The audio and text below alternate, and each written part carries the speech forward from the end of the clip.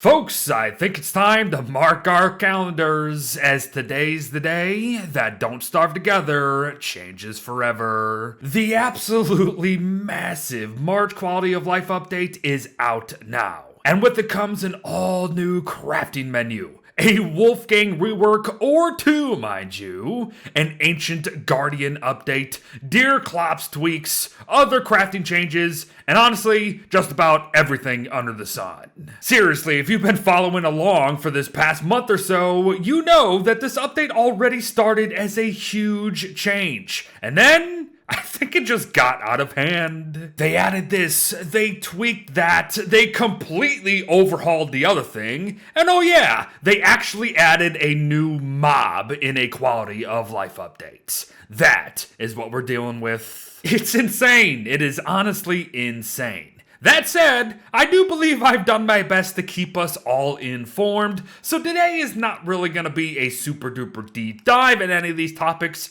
but more just a recap. Oh, and we'll look ahead too, because believe it or not, we got 12 new skins with this update, a new Twitch drop, and a tease of the upcoming 2 updates, everybody.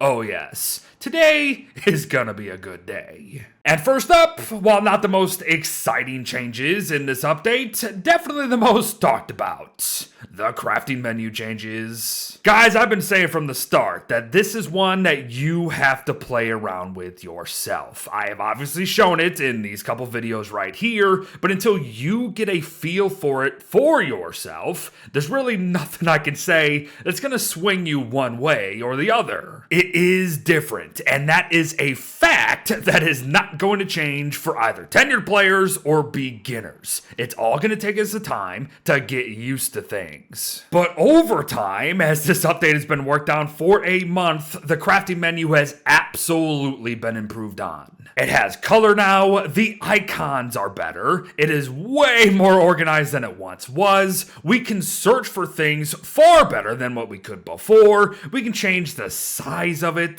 the game no longer pauses when we're in said menu, therefore we can do literally anything while the menu is open, fighting, chopping, you name it. While I personally have not tried it myself, every single hotfix I've been seeing about this thing has mentioned a controller tweak update to it, so hopefully now all that is working great. We can craft from inside chests, we can click on the research stations to help filter things that way. Very recent hotfixes have made it to where you craft structures, you won't be automatically kicked out of the menu, which is absolutely a quality of life change. And as you can see for yourself, the list goes on. This update was always theorized as the crafting menu update with just a few things tossed into it, and trust me, while all of that kind of remains true, I suppose, this is definitely still the update that changes crafting forever. But you know what else it did? It reworked Wolfgang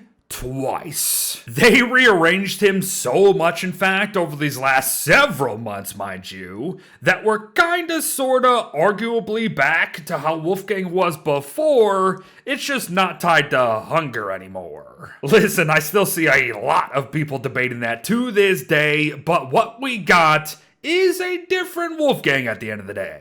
All dumbbells have had their efficiency, durability, ingredient cost, and technically damage adjusted to be better overall. Heck, the guy got a new one called the Marbell, which might just be the only one you will ever need because it's so flippin' good. Wolfgang now gains mightiness through combat and work, and I do mean like all work. You can dig up turf for mightiness if you want. The efficiency of the mighty gym has made it so this mini game that pulled a lot of people out of playing Wolfgang is now way faster. Something that I honestly didn't even go into because I honestly thought it was a bug was how fast Wolfgang now moves when carrying any heavy items. Yeah, sure, his actual mightiness drain is way faster now, especially the hungrier you get, as yes, even previous changes from his first rework are still in play unless otherwise told. But while that is true, they also added that running with dumbbells equipped or raising an anchor, which is another question mark thing for me, but what have you, will actually pause that mightiness drain, which adds some interesting tactical decisions, I suppose. Plenty of wimpy Wolfgang changes, which have been a thing here and there, but now he works less and slower, but he also drains tools slower, which is kind of like a West thing. He also gets less hunger drain, and he no longer takes more damage. And just as one last thing, they kind of just increased his top rowing speed when on a boat. But all in all, like I said,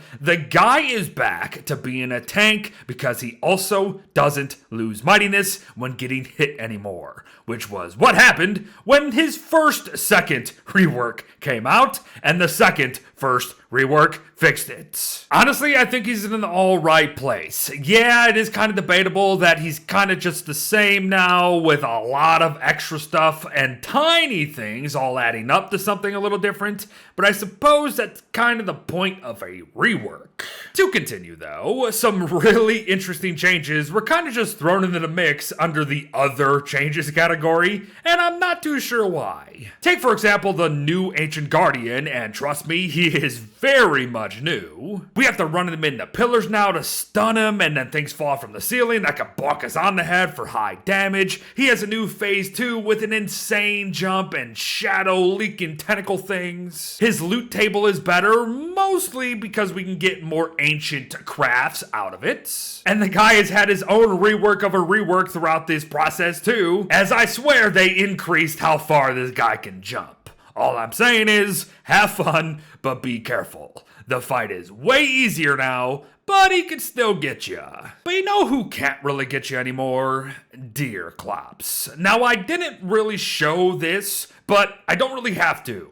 If Deerclops is facing one way, and you get to the other side of him, unless you are right under his feet, he is not gonna hit you. That is what this means, and it's actually an insane change. What's also insane is that these next two bullet points are also incredible changes, and they're just kind of in the middle of this post. Mob wave frequency changes to where they're coming a little later than usual, but also that late game hound waves are gonna have a new mob in them.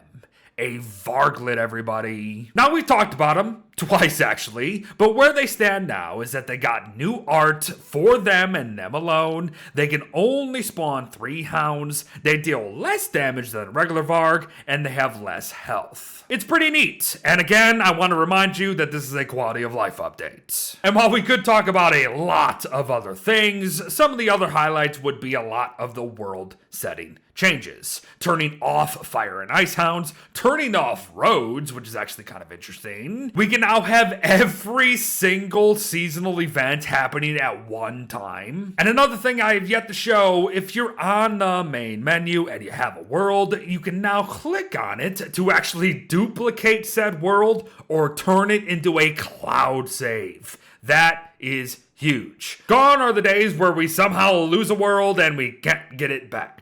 And speaking of losing things, let's talk about prototyping, blueprints, and how all that's been changed. As this, that, the other has been moved into this science tier. Fashion goggles and potted succulents have been absolutely ripped from the loot tables of the Oasis Lake.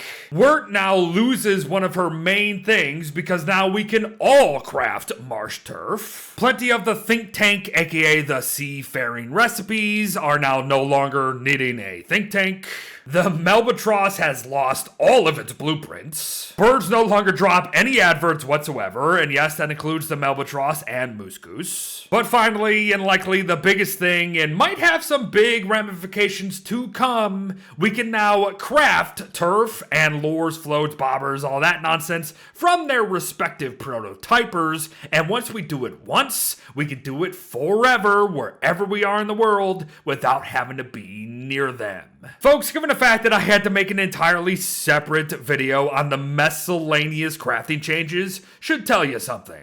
But that video was not just about crafts, because there were also some literal miscellaneous changes. You can read what they are right here, but some of the highlights are, of course, doubling the cookie cutter shell drop rate, which is huge, thank you, Clay. They somewhat nerfed turf, which is kind of funny, but they also gave it a big boost by doubling its stack size, and I cannot overstate how amazing that is. The seeded packet and desert goggles have also gotten a buff themselves. Woody got a buff of all things because now his idols no longer spoil. The Melbatross beak reflects that it's a boss drop and has insane durability. They reduced the cost and switched around where we can actually craft boat patches, clean sweepers, sea reeds, potted ferns, and potted succulents. And finally, something that I didn't even notice throughout all our time with this update, the recipes for mud turf, which, whatever, but cobblestones, more importantly, no longer includes any other turfs. I didn't even notice that. I didn't even get to see it. I'm curious now. And folks, there you have it. A very quick recap of an update that doesn't deserve its very own quick recap. That's why I've made a million videos on it already. But we're probably gonna make it 1,000,001 because here's something I wasn't expecting. 12 new skins in the Gothic belongings chest. Whenever Clay goes this direction, I love it. And I am very happy to say that even without seeing any of these in-game yet, they look beautiful. But to wrap up our day, 2 final notes. And number 1, there is a new Twitch drop skin to get right now, and it is the Serpentine Storm Eater skin for the Lightning Conductor. The thing that we put atop our mess, in case you're wondering. But way more importantly, a tease for the next character rework and confirmation that there's 2 new updates being worked on right now. This image here is one of the next character refresh. Now you probably want to say WX immediately, and chances are it is 100% a WX rework. The question then becomes, it could also be a Winona thing, so are they pulling a fast one or not pulling a fast one? Either way, apparently we're getting attack drones, everybody, so be prepared for that. But my gosh, everybody, what is this update? It's not only the biggest quality of life update we have ever gotten, by far, it might also be a contender for the biggest update this game has ever flippin' seen. There are a lot of important game-changing tweaks in this post, everybody. And then when you start to add up the teensy tiny stuff even, that stuff becomes just as important. I'm saying it here and I'm leaving us all with it. This is the most important update Don't Starve Together has ever received. And to think that there are 2 more quality of life updates to come this year. Clay, thank you so much for all of your hard work. I know that this was meant to be the February quality of life update that bled into March. Very late in the March, I might add. But for you all to bunker down and get it out to us and to listen to all the feedback and still act on it is incredible. Applause to you. But folks, thanks for watching. Well wishes to all. Please be sure to check the channel for all the individual videos on all of these changes, because our first video is obsolete now. And who knows, I might be seeing ya for more on this update sooner rather than later. I'll see you in the next one. Bye-bye.